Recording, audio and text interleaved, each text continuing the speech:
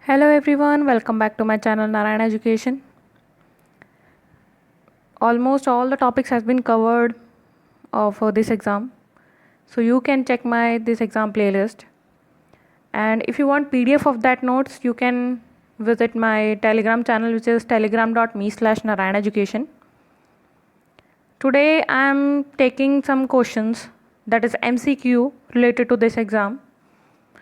Some of you are asking for this, so let's start this. So the first question is, workers should not handle food or on eating and cleaning utensils when they have or recently had any of the following symptoms. Okay, so what is the main reason behind it? First is vomiting, diarrhea, fever, sore throat with fever, jaundice, infected cuts. Second is runny nose, sneezing, cough, congestion, cold symptoms. Third is A and B, and fourth option is none of the above.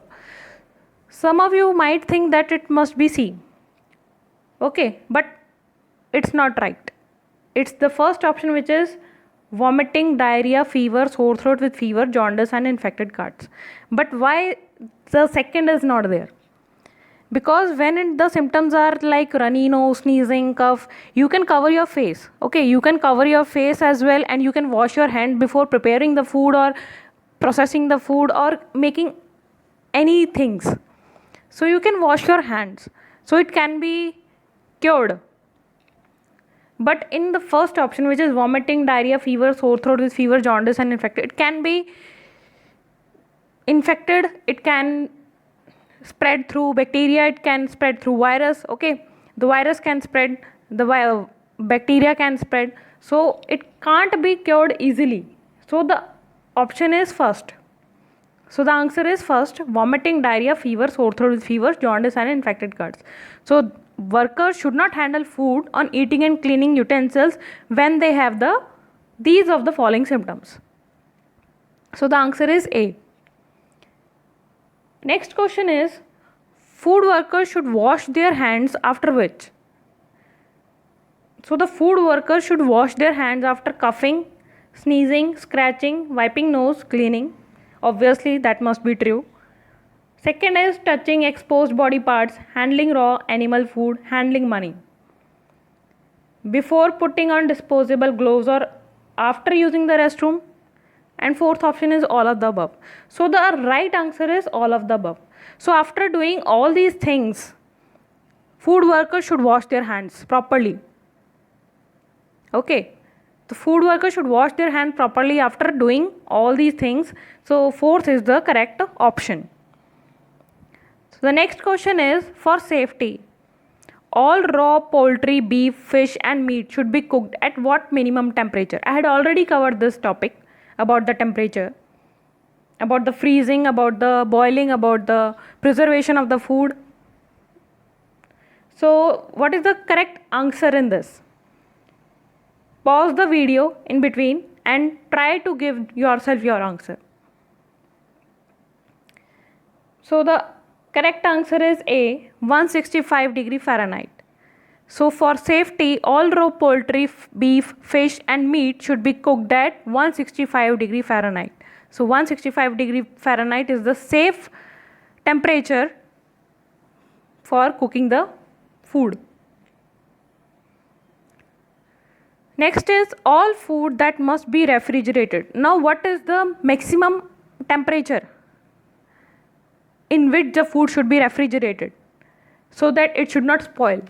What is the temperature? It is 41 Fahrenheit, or we can say 5 degrees Celsius. So 5 degrees Celsius, it should be held at or below that temperature, 5 degrees Celsius. Next is, what are the pillars of GAP? What is GAP? That is good agriculture practices, right? GAP is the good agriculture practices. Whole complete video is on this topic, GAP. So what are the pillars of this? It is economic viability, environmental sustainability, social acceptability and food safety and quality. So it considers all these things.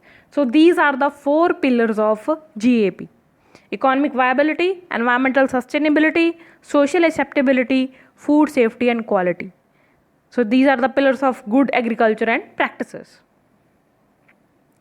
So the next question is food laws. So the food laws are classified into how many types? It are classified into 2 types. And what are these 2 types? It are mandatory standards and voluntary standards. So what is a mandatory standard and what are the voluntary standards?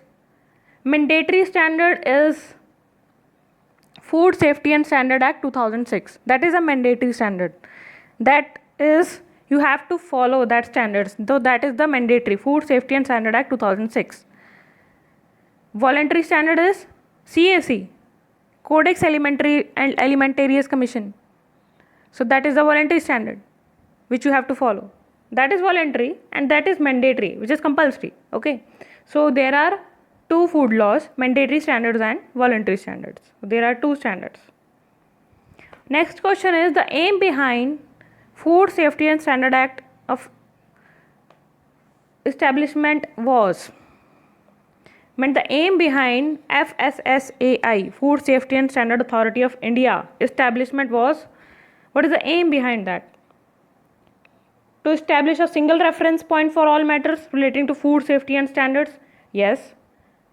So that the licensee should not be worry about the license. So there must be a single reference point. Okay.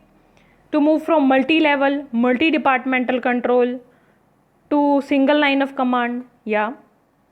So that they should not roam around different departments. So there must be a single line, single department should be there. To establishment and independent statutory authority, yes. So all of the above. So the FSSAI establishment aim was all of these. All of these are the aim behind this establishment. Next question is, what is the mandate behind the establishment of Act 2006? What is the mandate? What is the aim behind the establishment of this act? To lay down science-based standard for food articles. Yeah, it considers food articles. It lay down the rules and regulations. It lay down the standards also. Second is to regulate their manufacture, storage, distribution, sale and import. Yes. It carry out from the beginning, from the processing, preparation till the export and the sale. Okay. Third is to ensure availability of safe and wholesome food for human consumption. Yes, it considers that the food should be safe, food should be consumable by the humans. So it considers all these things. So D is the correct option, that is all of the above. So the mandate behind this act is all these things. Next question is, how much time will it take to get this FSSAI license once all the documentation and fees paying is done? Once all the procedure has been done, after the inspection, the license should be issued within how many days? It should be issued within 60 days. So 60 days time period is given for issuing this license. Last question is, GMP is also termed as cGMP. What is GMP? That is good manufacturing practices. And why it is also called cGMP? It is also called cGMP because C is the current good manufacturing practices, meant the rules and regulations which are issued currently. Okay, so that C meant current. So thank you for watching. Please share, subscribe my channel. Thank you.